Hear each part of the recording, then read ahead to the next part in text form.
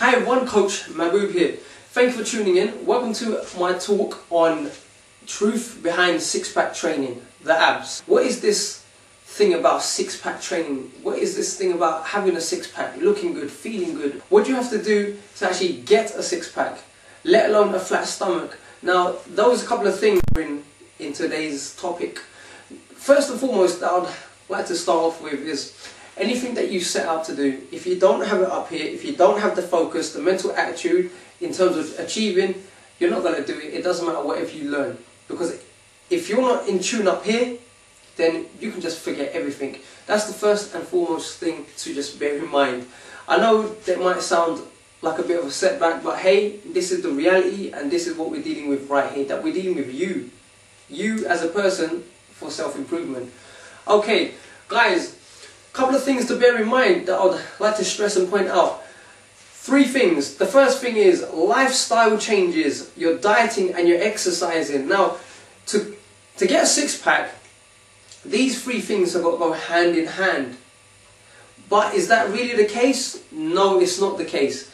Let me tell you something about the gym. The gym is actually there not to lose weight, because the gym alone is not there to help you lose weight. In terms of, it will make you feel great and get you strong, and in terms of cardiovascular wise, it will get you a lot more fitter. That alone does not help you to lose weight. What actually helps you to lose weight is all in your dieting. Today, I'm not going to be covering anything about what to eat and what not to eat. It's mainly to do with your eating habits. What do you do and your lifestyle. Now, if you can actually understand this concept that I'm trying to portray to you guys out there, then you'll get a little insight in terms of how to change and how to go about things the right way. Now, first and foremost, for example, habits in terms of what times do you usually eat? Do you usually eat late and then rest? Is your body active during the times that you eat? Because that's the times that you really should be eating. You should be really eating when you're about to engage in some kind of physical activity. Not when the body is less active, because if the body is less active, it doesn't really require and demand that much amount of food. You only need a small portion of food just to keep you going through the day. That's all it is, really. So those things I stress to you guys out there to watch out for. Because look, if you have your eating habits in check, there won't be no need to spend money and time and effort in training. Now, training is good if you want to shape up and look good and get fitter and leaner and so forth. Yeah, then by all means go to the gym and do that. But if you just want to stay slim and look thin, then all you have to do is really focus on your eating habits, your lifestyle changes. It's all about trying to offset your food. So say for example, anytime that you have a big meal, then your next meal, reduce it, have a smaller portion. Other things that you can take up and maybe implement as well is, if you were to eat really late at night, the time when you're not active, you want to skip breakfast because you've still got that fuel stocked up from the night before, right? So use that food a day. After that, your next meal will be something light. So it's all about trying to train the body. So it's all about trying to train the body progressively, slowly but surely, to delay as much time as possible for food. So it doesn't solely have these urges when it's not really necessary. And that's how you incorporate discipline in your life. And trust me, psychologically, it will benefit you a hell of a lot more. Once you've established that, because you need to establish a firm base where you can actually, where you've got the discipline to lay off the food and only eat when the body is hungry, is feeling hungry. Not because it's not because of the fact that the food is lying around or you're bored. No, when the body actually needs it, then that's the time that you eat. Another thing to bear in mind is well, guys, people are from different backgrounds in terms of their training and in terms of what they've achieved.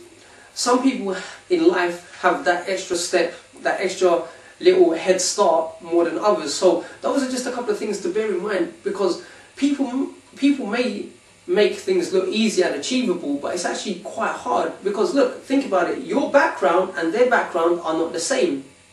They may give you their formula of success, but that might not work solely for you, because it's all about finding out what works best for you.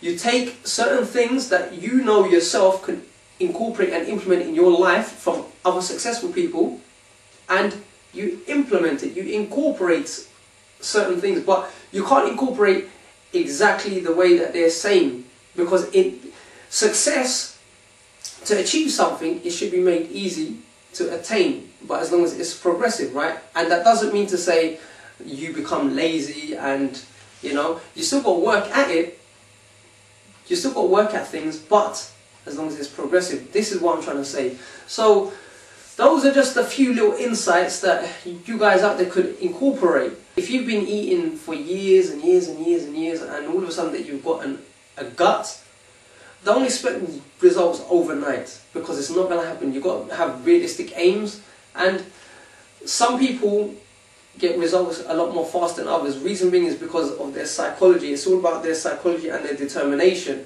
So the determination is the outcome of your success. The more determined that you are, the more faster the results are going to come. And those who have no determination in their life, this is where you take those little steps that I'm talking about. I'm not trying to say cut out everything and don't eat.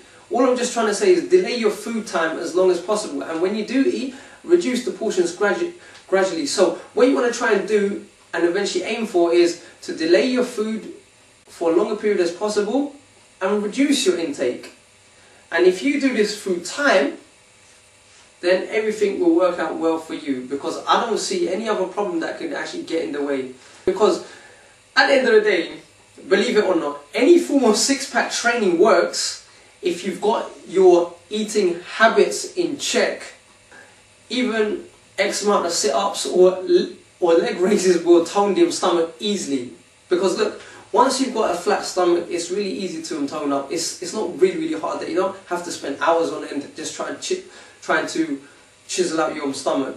So this is what I'm trying to say. Before you even begin your journey to achieve this six-pack or the flat stomach, you've got to work on your eating habits. It's all about eating habits. Lifestyle changes, eating habits. These things go hand in hand. Right, so before I leave, I want to conclude my talk. Basically, try and offset and delay your food for as long as possible, until the body actually gets familiar with when it feels hungry. Not just it wants food, because it's not really hungry. When it needs food, when the body actually recognizes it actually needs the food, not it wants food. There's a big difference. Yeah, you eat when you're hungry, and you eat when you're active. When you're less active, that's the time when you want to try and reduce your intake of food. There's a lot of misconception out there. People telling you, don't eat this is good for you, this is not good for you. I'm not trying to debate that. All I'm just trying to say is work on your habits and you'll succeed. This is what it's about. There's a saying where it goes, the gut compiles of three sections. 1/3 of water, 1/3 for air, and another third for your food. If you stick to these habits, you will succeed in terms of losing weight. Not only that, you feel great. Once you've lost the weight, then you can go to the gym and tone up and get stronger or whatever. Yeah, so before you even begin your six-pack training, there's no point if your food intake, your habits, is not in check. You'll be wasting a lot of time and a lot of effort and energy if you go to the gym and think that you'll lose weight, because it doesn't work like that. Sometimes people eat just for the sake of boredom, or they're stressed or they're depressed, and they use that as a comfort. Now, the bad thing about that is it actually backfires, because you end up putting on weight. Now, if you actually have an active mind, it will not lead to depression and so forth, because the mind will always stay active. The mind will always stay young and want to do things. It will never feel like sitting down. The beautiful thing about staying active, guys, is you find it very uncomfortable to stay still and sitting down, because your brain likes to do things. See, the psychological thing is that you've actually reconditioned it. Whilst before, if you ate food, it will make you relaxed, and it will give you that sense of warmth and that comfort feeling, which will make you, as time goes along, more stale and less receptive to be active and to do things. for self-improvement. Now that's the psychological difference in terms of those who are active, because those who are active, even if they're sitting down, they can't sit in that same place for too long, because something inside them, little tweaks and twinges, will tell them, get up, go out there and do something. That's the difference. And that's the psychological edge that you want to have. Because then that way that you won't put on weight, because that psychological edge won't allow you to go back there. Until then guys, a big thank you for your support, your time and your consistency for viewing my materials. Until then, take care, stay strong, stay focused, and always seek to become a better person. Live to learn to improve. Bye for now.